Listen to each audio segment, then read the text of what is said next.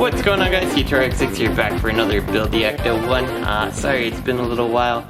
Honestly, some of the videos for the last 4 parts took a lot of editing and a lot of time on my hands, so it kind of dissuaded me from continuing for a little bit. I got a little bit lazy there, so we are really behind. Anyway, while I was away, I found a website, partworkupgrades.com. I believe it's .com. I'll put a link in the description below. Very nice guy over there. His name's Ian. He created a little clip system here just to hold the proton pack in place. I do ultimately wish it sat a little bit higher. It feels like this should be up here, but it at least works better than what Eaglemoss gave us. It's just like a little clip system like that, and then it has in place of the screw, it just has like a little pin that kind of goes in and secures the existing part. Unfortunately, I do think it just clips a little too low for my taste. Maybe, wonder if you turned it around. Yeah, probably still not going to get high enough on there. It works, it functionally works, but it's not 100% what I want it to be. But it's certainly better than the alternative out there. And I spent a lot of time trying to get magnets and stuff in here and just was having no luck. So it's a better upgrade. Whether it stays on or not, I'm not sure. Maybe when we get the gurney and these can just pop in, I won't really need that and I'll be happy with it. But for now, Partwork Upgrades if you want your own version of this. With that said, we are on to issue 23, and this is a big honking piece of metal here. We're going to get this open, and it looks like we're actually going to see how big this car is going to be. Alright, so part rundown: CM, DM, LM, AP, JP. We have 2 fender liners. We have the rear, I don't know, I guess it's part of the liner. We do have this shock absorber bracket with 2 shock absorbers. So that is where we are going to start today. We're going to start by taking our shock absorbers, put them on this side and attaching them with an AP screw. So just something to be aware of before we get it in there. They do have an angle outwards. You want it to have that angle away from the bracket.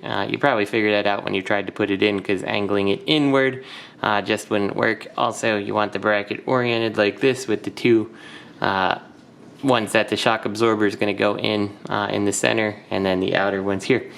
So let's get them in.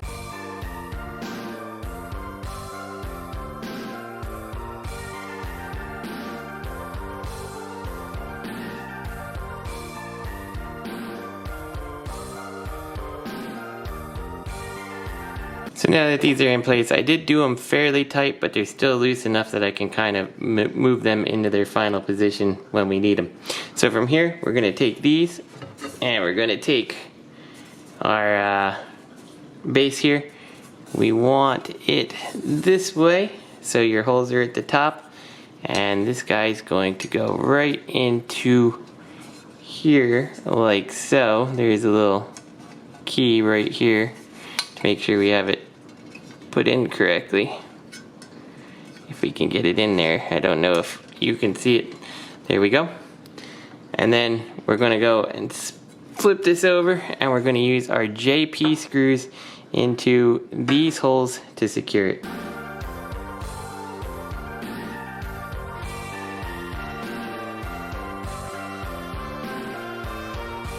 So while we have this upside down, we're now going to come and take these here, and you're going to put one on each side here, the fender liners, and we're going to use DM screws to secure them in place. So let's find our DMs here and get them in.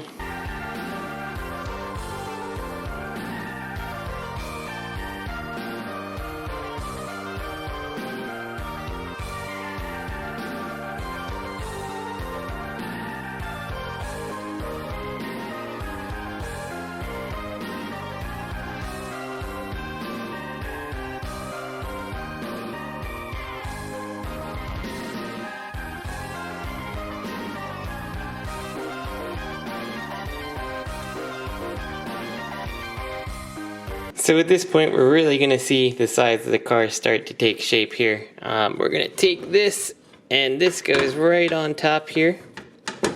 And then we're going to do LM screws along the whole length there.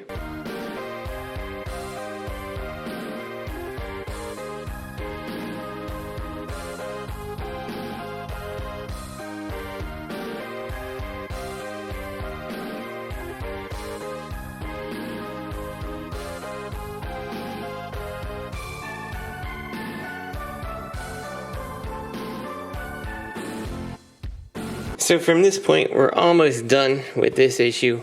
We're going to take this, flip it over carefully.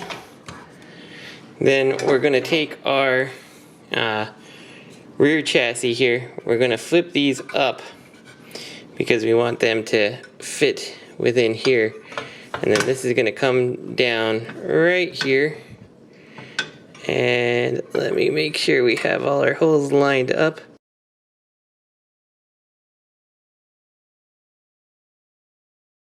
Should look like that. So from now here, we're going to flip it over and we're going to secure this in from the other side with CM screws.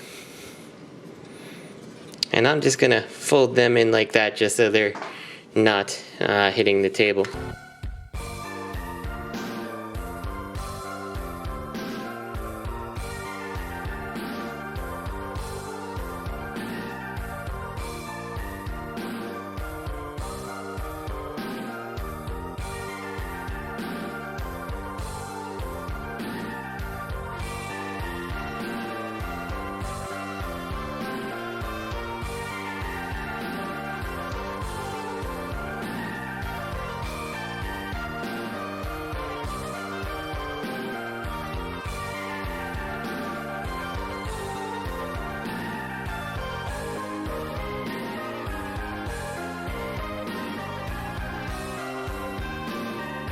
So there we go. That's the end of issue 22.